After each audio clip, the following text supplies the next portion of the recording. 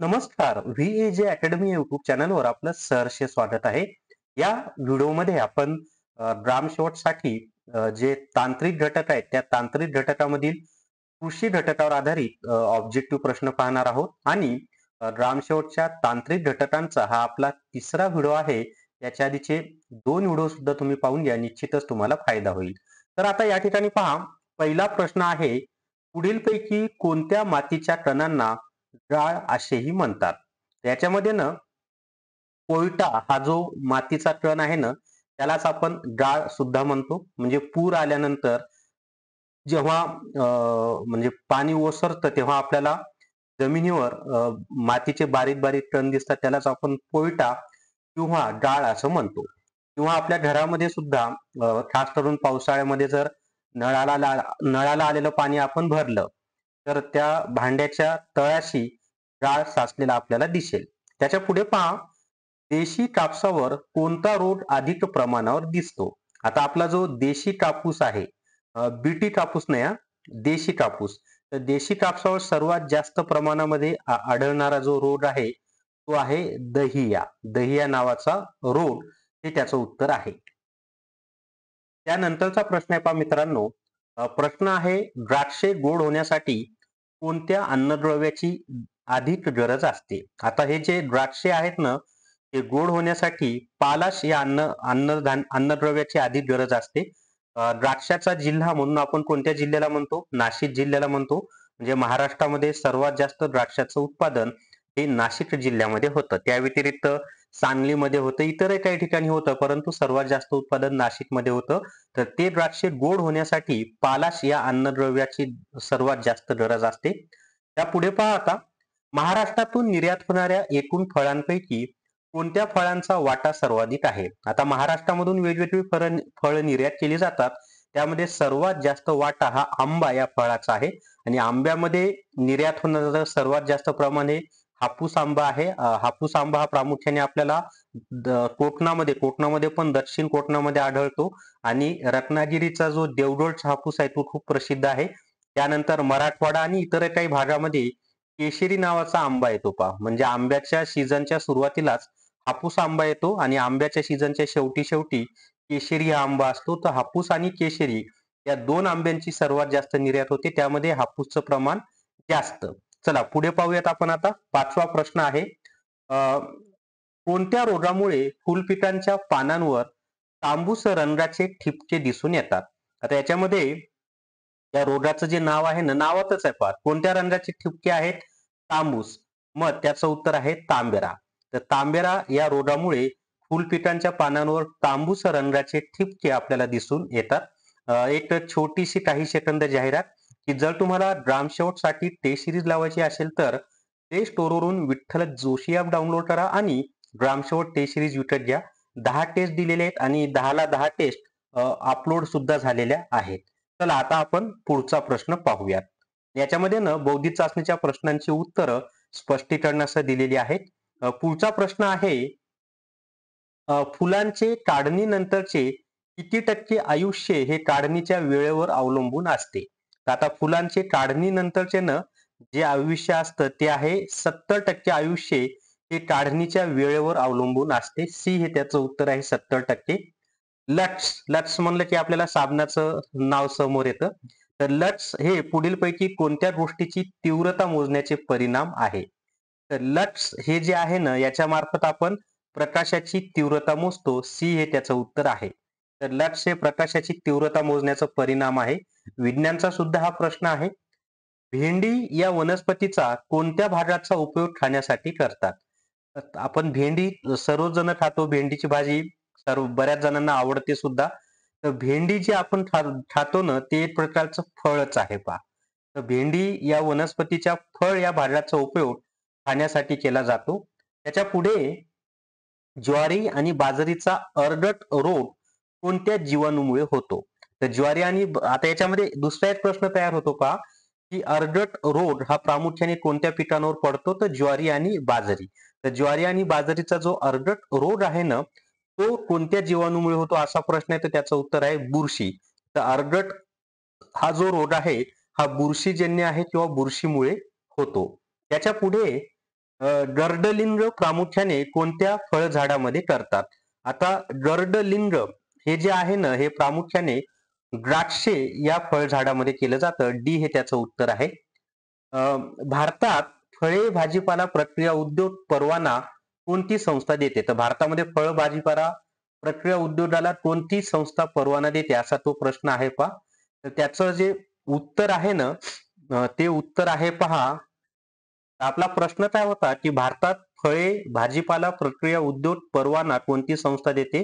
तर त्याचं उत्तर आहे उपसंचालक एफ अँड व्ही पी ही संस्था देते. बी हे त्याचं उत्तर आहे.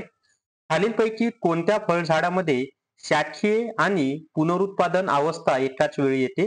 याच्यामध्ये सुपारी या फळझाडामध्ये शाखीय आणि पुनरुत्पादक अवस्था एकाच वेळी येत असते. 13वा प्रश्न आहे, पेशी किंवा पेशी समूहांपासून अभिवृद्धीच्या पद्धतीस काय म्हणतात? तर पेशी किंवा पेशी समूहांपासून अभिवृद्धीची जी पद्धत आहे ना, तिलाच आपण ऊती संवर्धन असं म्हणतो. बी हे त्याचं उत्तर आहे, ऊती संवर्धन. कोणती सिंचन पद्धती तुलनात्मकदृष्ट्या जास्त खर्चाची आहे? आता याच्यामध्ये मोटार सिंचनमध्ये तर काही खर्च नसतो एवढा, फक्त मोटर आणि पाईपचाच असतो. त्याच्यामध्ये सर्वात जास्त खर्चिक कोणती आहे? तर ती आहे ठिबक सिंचन पद्धत ही सर्वात जास्त खर्चिक आहे. सी हे त्याचं उत्तर आहे, ठिबक सिंचन. नाशिक जिल्ह्यामध्ये ठिबक सिंचनचा वापर सर्वात जास्त केला जातो बरं का. प्रामुख्याने फळपिकं असतील, द्राक्ष आहेत याच्यासाठी होतो. आता ऊसासाठी सुद्धा ठिबक सिंचनचा विचार शासन करत आहे का? तर कमी पाण्यावर ऊस उत्पादन व्हावं यासाठी. वनस्पतीमध्ये मराठवाडा आणि विदर्भामध्ये कापूस पिकासाठी ठिबक सिंचन केलं जातं. तर वनस्पतीमध्ये हरितद्रव्य तयार होण्यासाठी कोणता अन्न घटक आवश्यक आहे? तर वनस्पतींमध्ये जे हरितद्रव्य घटक आहे ना, तो तयार होण्यासाठी आवश्यक असलेला घटक आहे लोह.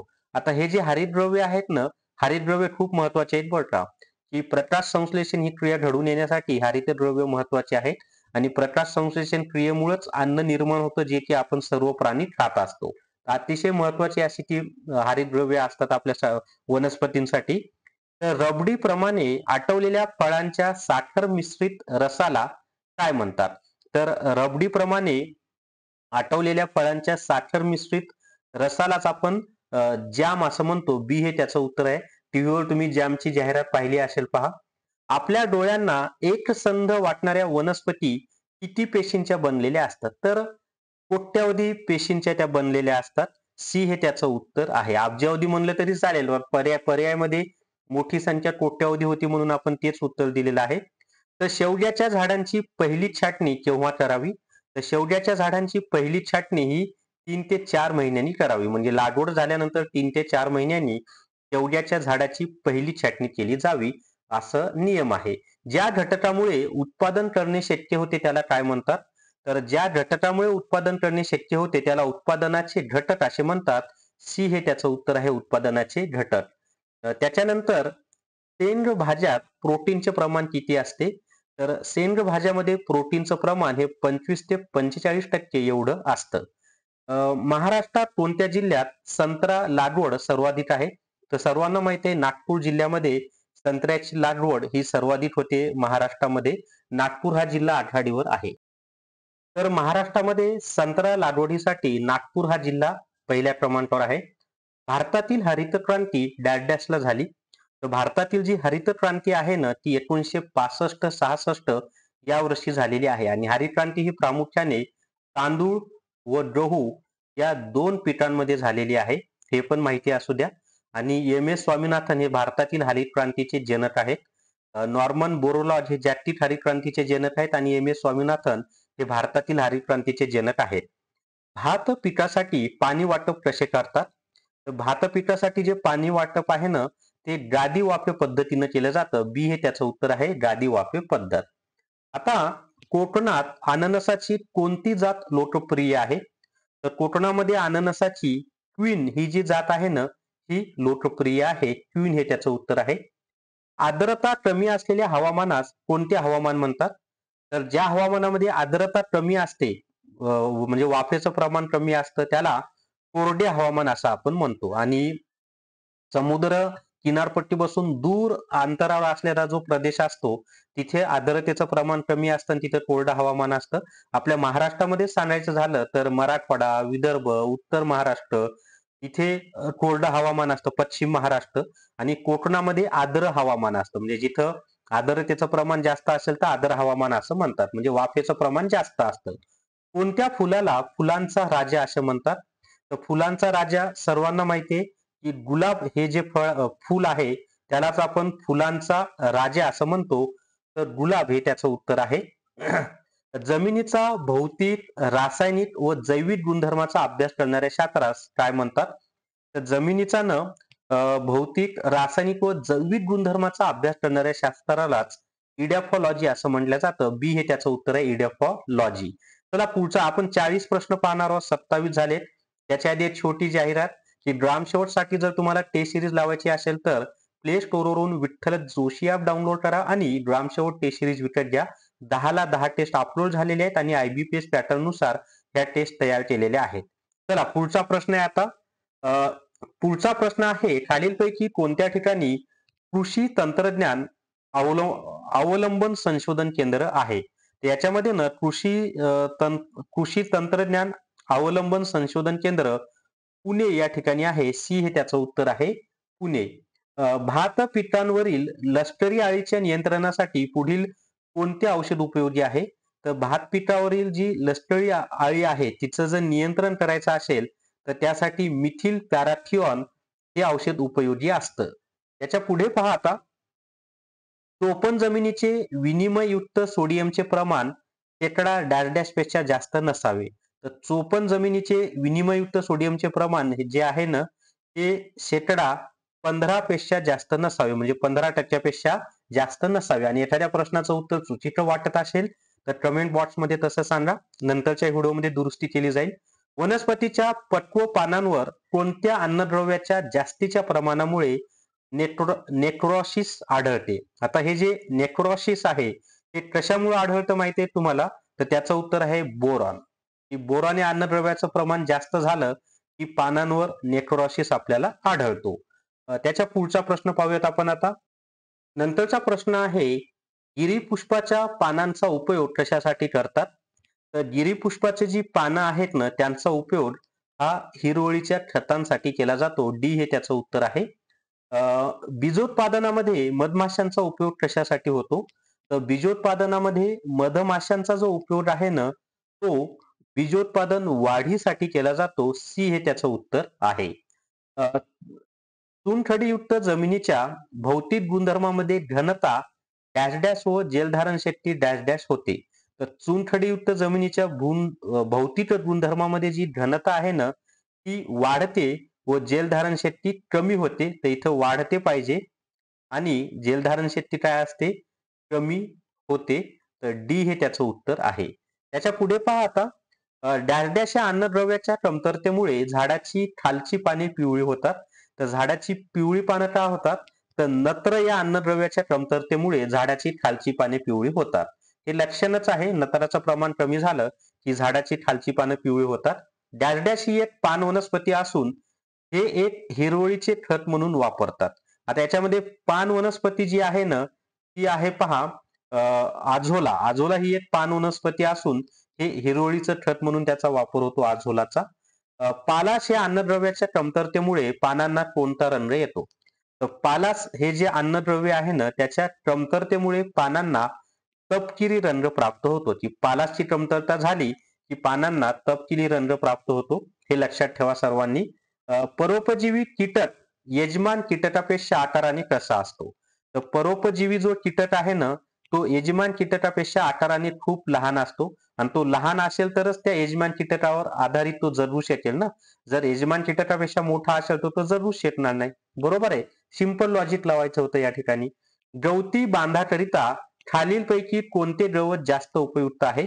तर गवती बांधाकरिता न कस नावाचं जे गवत आहे ते जास्त उपयुक्त आहे. बांध म्हणजे आपल्याला माहिती आहे सर्वांना, ग्रामीण भागामध्ये आपण त्याला धुरा म्हणतो. आणि 40वा प्रश्न आहे, दही हा कोणत्या प्रकारचा दुग्धजन्य पदार्थ आहे? तर दही हा जो आहे ना हा आंबविण्याची प्रक्रिया केलेला दुग्धजन्य पदार्थ आहे. तर ए हे त्याचं उत्तर आहे की दही हा आंबवण्याची प्रक्रिया केलेला दुग्धजन्य पदार्थ आहे आणि दह्यामध्ये लॅक्टिक नावाचं ऍसिड असतं. पहा हे पण माहिती असू द्या की दह्यामध्ये कोणतं ऍसिड असतं? लॅक्टिक नावाचं ऍसिड असतं. तर आपण या व्हिडिओमध्ये 40 प्रश्न पाहिलेले आहेत. परत एकदा साठी जर तुम्हाला टेस्ट सिरीज लावायची असेल तर प्ले स्टोअरवरून विठ्ठल जोशी ॲप डाउनलोड करा आणि ग्रामसेवक टेस्ट सिरीज विकत घ्या. तसंच VAJ अकॅडमी हे जे आपलं टेलिग्राम चॅनल आहे ते सर्वांनी जॉईन करा. त्याच्यावर वेगवेगळे अपडेट दिले जातात, चालू घडामोडीची माहिती दिली जाते. तर थांबूयात मित्रांनो. Thank you very much.